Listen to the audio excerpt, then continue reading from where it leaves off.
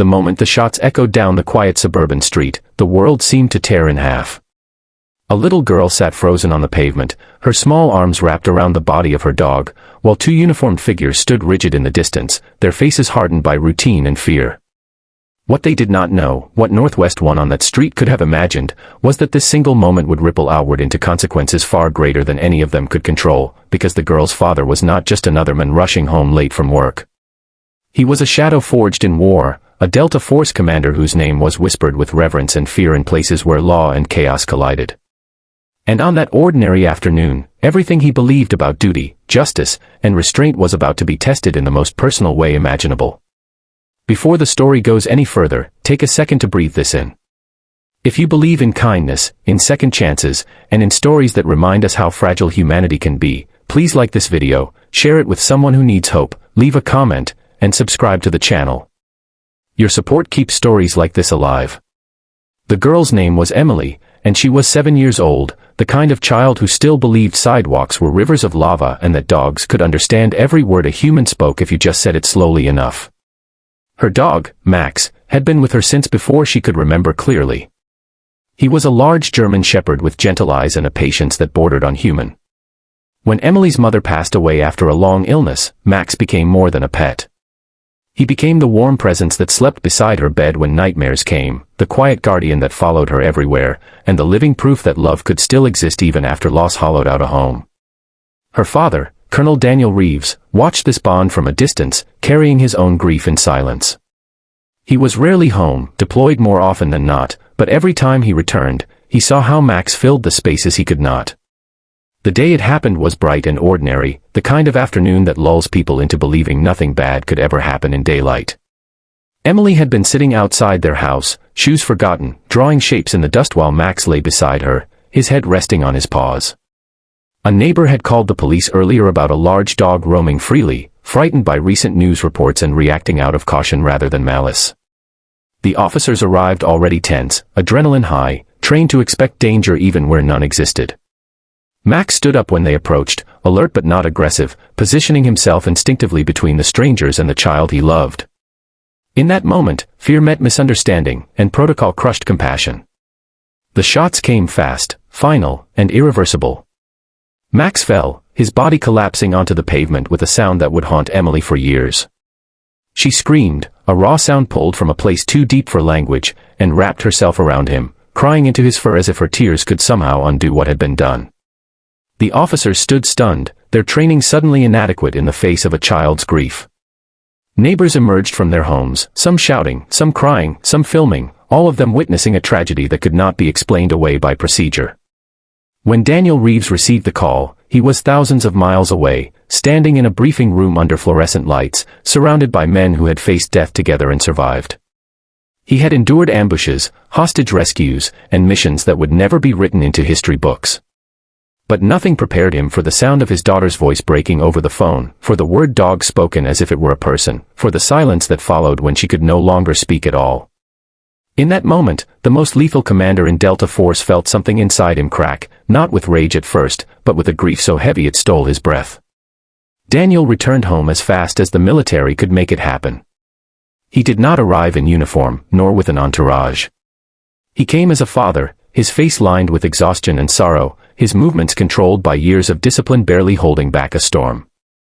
He knelt beside Emily, who had not left the spot where Max fell, and held her as she shook with sobs. He did not speak, because there were no words that could make sense of what she had lost. That night, after she finally slept, he sat alone at the kitchen table, staring at nothing, replaying the event in his mind based on fragments and reports. He knew the system well. He knew how investigations worked, how justifications were written, how responsibility often dissolved into paperwork. The days that followed were heavy with tension. Media trucks lined the street, headlines flashed across screens, and opinions hardened on every side.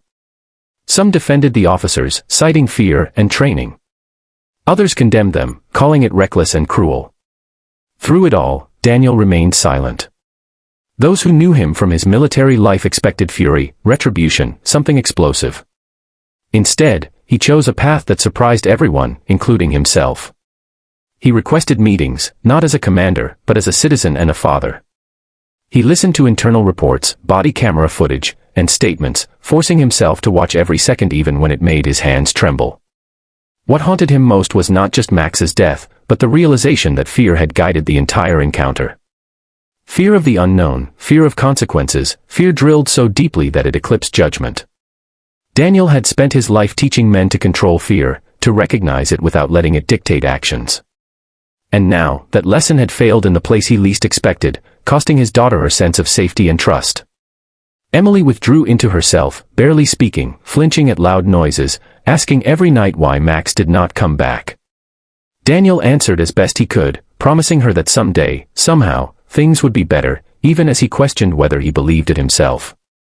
As the investigation progressed, cracks began to show. Training gaps were exposed, policies questioned, and the officers involved faced scrutiny they had never known. Daniel did not seek revenge, but accountability. He spoke at hearings with a calm intensity that silenced rooms, not revealing his military background unless asked, focusing instead on the simple truth of what had happened. A child lost her protector. A family lost a member. A community lost trust. His restraint carried more weight than anger ever could, forcing people to confront the human cost behind their arguments. Slowly, change began to stir. The department announced new de-escalation training, revised protocols for animal encounters, and mandatory counseling for officers involved in lethal incidents. It was not enough to bring Max back, and Daniel knew that. But it was something, a step toward ensuring no other child would hold a dying companion in the street because fear acted faster than reason. Emily watched these developments with distant eyes, too young to understand policy, but old enough to sense that her father was fighting for something important. Months passed, and the house remained quiet, the absence of Max felt in every corner. Then one afternoon, Daniel took Emily to a local shelter. He did not promise a new dog, did not suggest replacement, because he knew love was not interchangeable. He simply wanted her to see that there were animals who needed kindness, just as she did. Emily moved slowly among the cages, her hand clutching her father's sleeve, until she stopped in front of a trembling puppy with familiar eyes. She knelt down, tears forming, and for the first time since the shooting, she smiled. Daniel felt his chest tighten, not with pain this time, but with a fragile hope.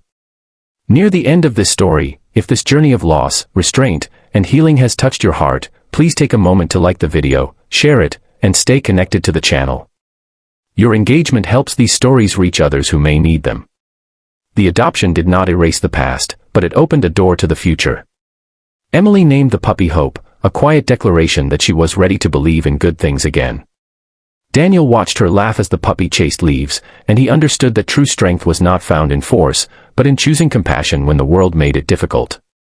The officers involved faced consequences, learned hard lessons, and some reached out privately to apologize, carrying their own guilt forward as a reminder of what fear can destroy.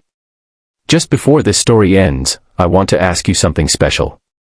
Please comment below with one word that describes how this story made you feel, because your words matter more than you think. In the end, the most lethal Delta Force commander did not unleash his power on those who hurt his family.